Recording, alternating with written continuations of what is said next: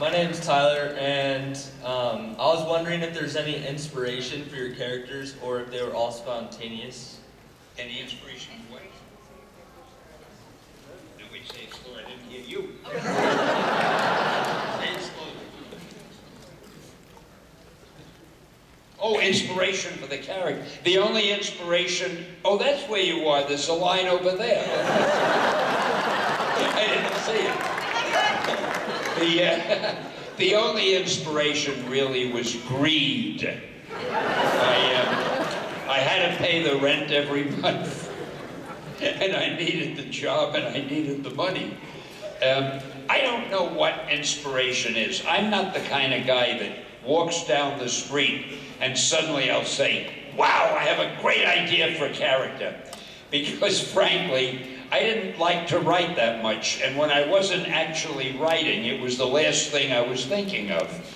But when Martin would say to me, I need another character, I'd go home and I'd scratch my head and look at the wall and start thinking. And it's easy because all you have to do is think of something that hasn't been done yet.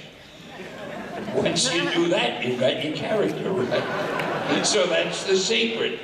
I really, truly don't know how to answer that question because I've always been lucky. If I had to think of something, I was able to think of it, and that's what I did. And I never thought about thinking of it. I just thought of it and wrote it and hoped people would like it, and that's all.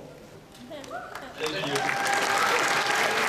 I wish there was a more profound answer I could give you. Hi, I was just wondering, of all the characters you made, I was just wondering which one you are mostly like. Which one is my favorite character that I've done? No, sorry. I mean, which one are they like the most? Are you similar to? Oh, which am I similar to? Yeah.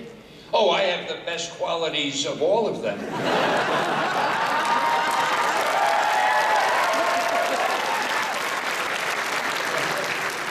Oh, I don't know, honey. I've never thought of it. I guess, well, let's say I talk as much as Reed Richards and bore everybody in sight. I have the temper of the Hulk.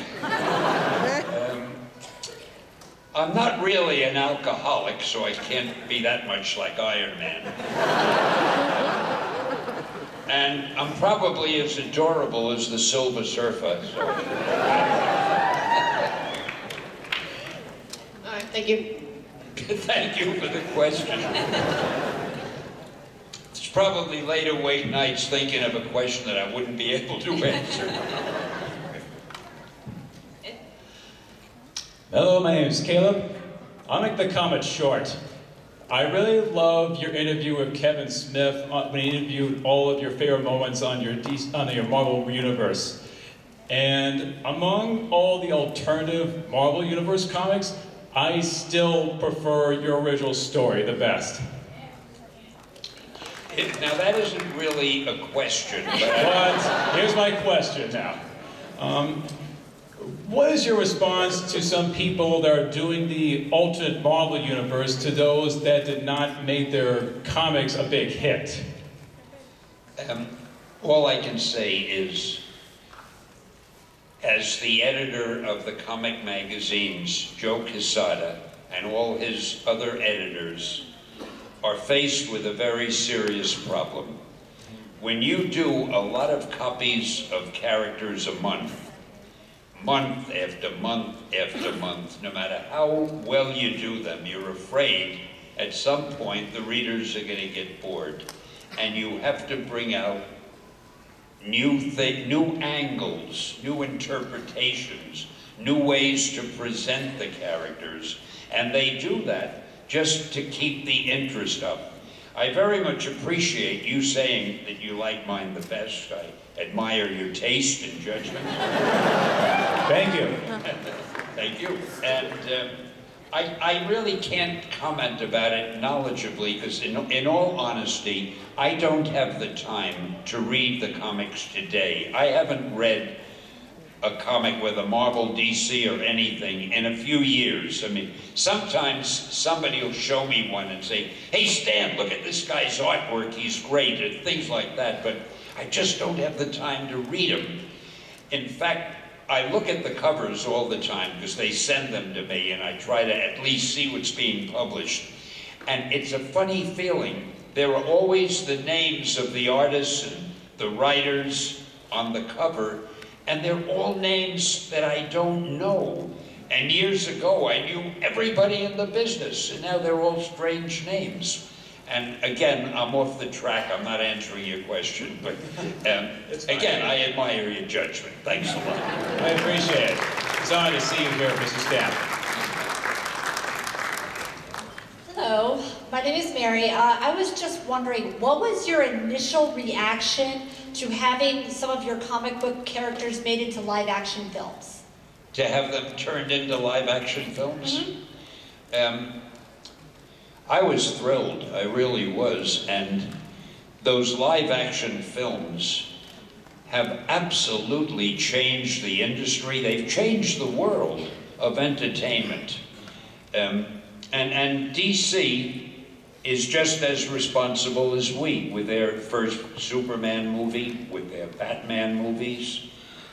We've just been lucky we've had more that were hits. But somehow or other, take a convention, take a comic book convention like this.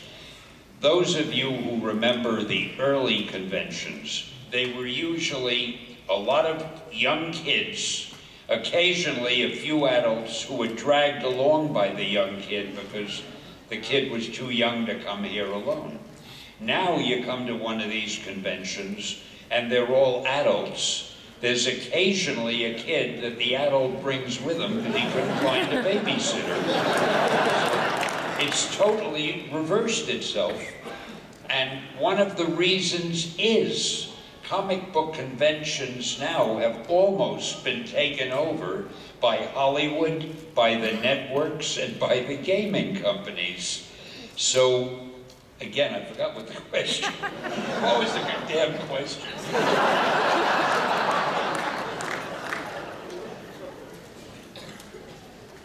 Well, whatever it was. The point is that everything has changed so, but the comic books have profited by all of this.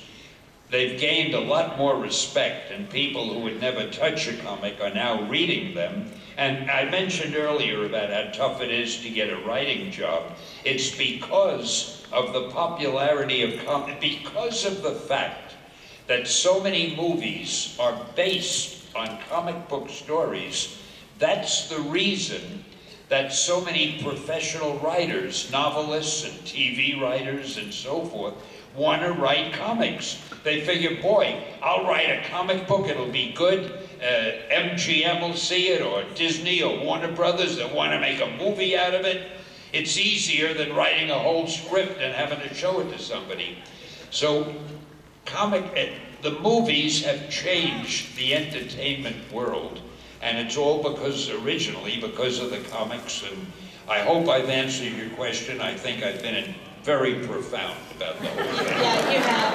And I also think you have a really brilliant mind and you're a genius. I missed the last phrase, and I think I should have heard it. Oh, I knew I should have heard it. Thank you. Thank you very much.